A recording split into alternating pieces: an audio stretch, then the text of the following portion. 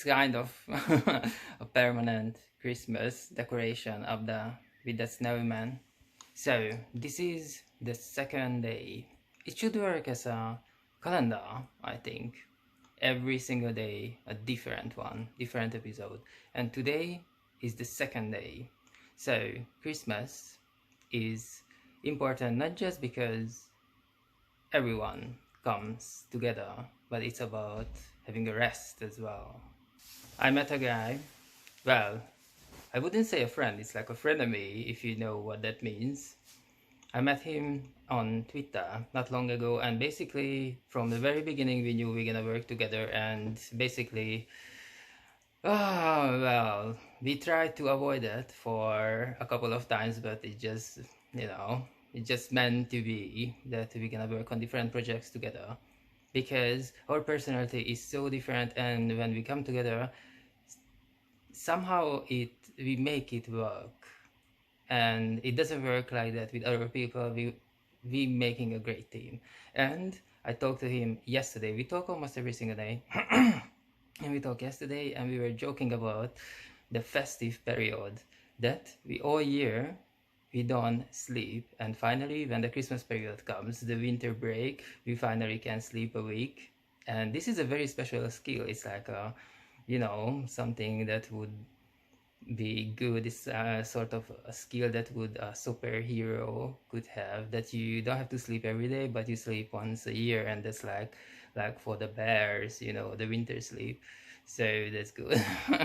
And every year has something special to it. Last year was about the lockdown sessions, and this year that I moved to south of Hungary, so I brought 2 videos just to remember the time.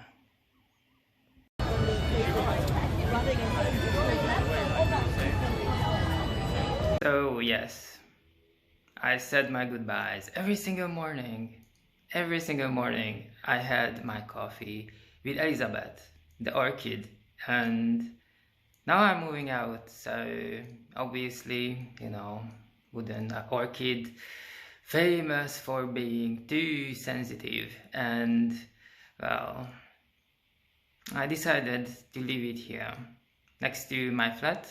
The next door, it's an office, so I knocked on the door, and there are two doors. One, I knew that the boys are there, and the other one is for the girls, so I was knocking on the door. It says that you can only enter if you have mask on and you have an appointment. So I knocked on the door, and I heard some movements, and it's like, oh, who is here? Anyway, I'm gonna go and have a look.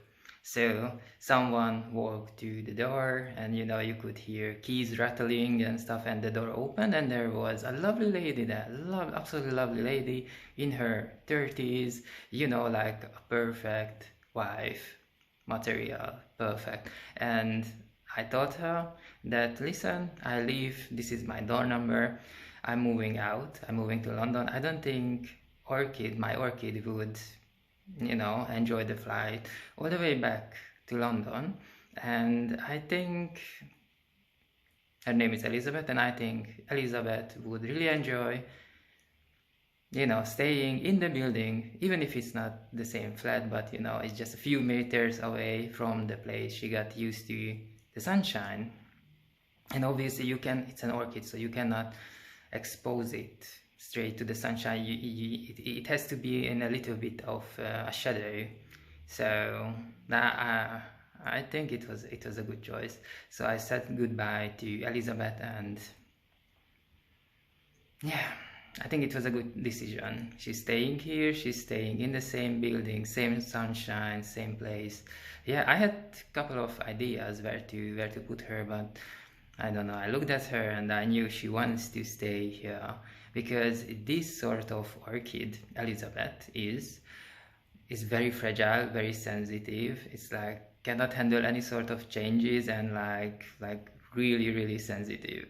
And I was thinking, to bring it to the capital, to bring it to the other city I have friends in, and I was like, no, Elizabeth wouldn't like that. Elizabeth the orchid wants to stay here.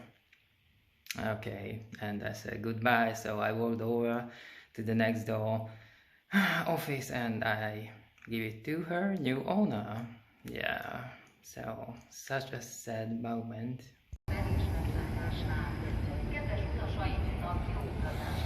Strange, it looks like I have a nose ring. Anyway, today's subject is this bottle. Oh yes, so priests are very famous of their wine. So when I came here, we went to the bishop's palace.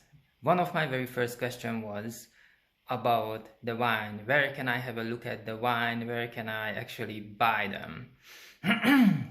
And yes, there is a wine. It says Page, which is the name of the town, of course, here in south of Hungary, where I'm staying for a month now.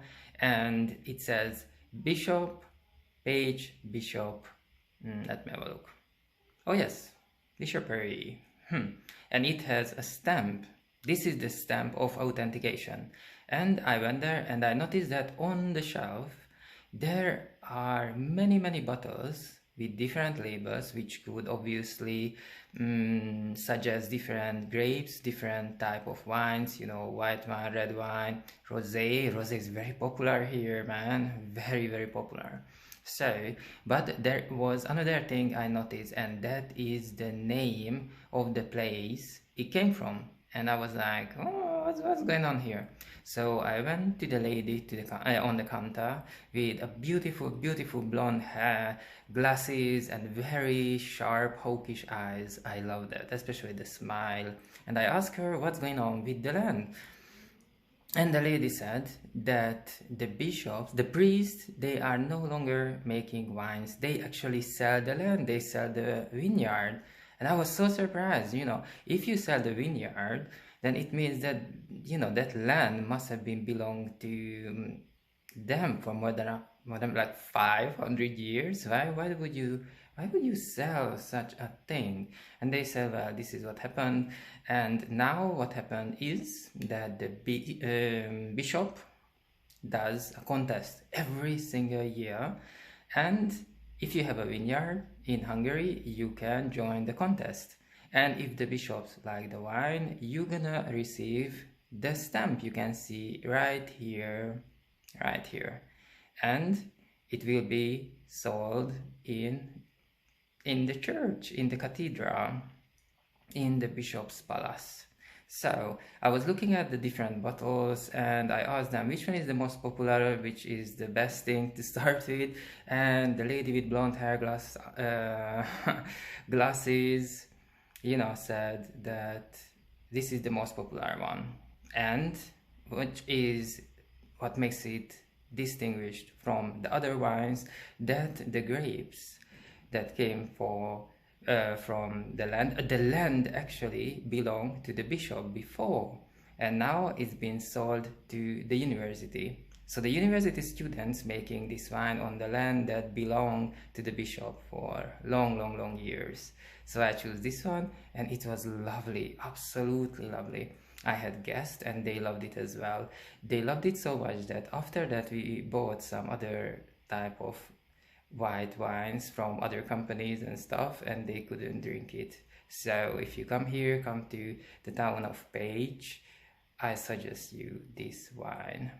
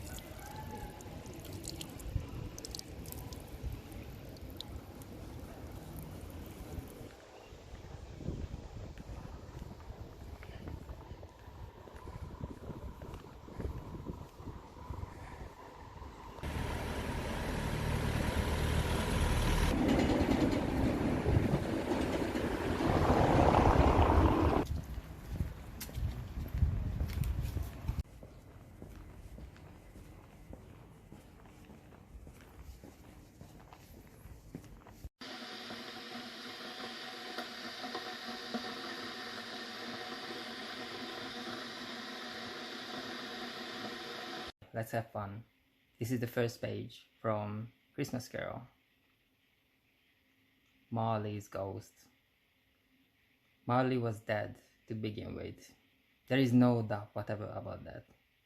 The register of the burial was signed by the clergyman, the clerk, the undertaker, and the chief mourner. Scrooge signed it, and Scrooge's name was good upon change for anything he chose to put his hand to. Old Marley was as dead as a doornail. Mind, I don't mean to say that I know of my own knowledge what there is particularly dead about a doornail. I might have been inclined myself to regard a coffin nail as the deadest piece of ironmongery in the trade. But the wisdom of our ancestors in the simile and my unhallowed hands shall not disturb it, or the country's downfall. You will, therefore, permit me to repeat emphatically that Marley was as dead as a doornail. Scrooge knew he was dead. Of course he did. How could it be otherwise? Scrooge and he were partners for I don't know how many years.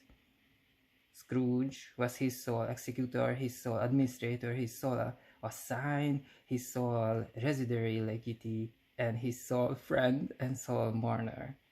And even Scrooge was not so dreadfully cut up by the said event, but that he was an excellent man of business, and the very day of the funeral, and solemnized it with undoubted pardon.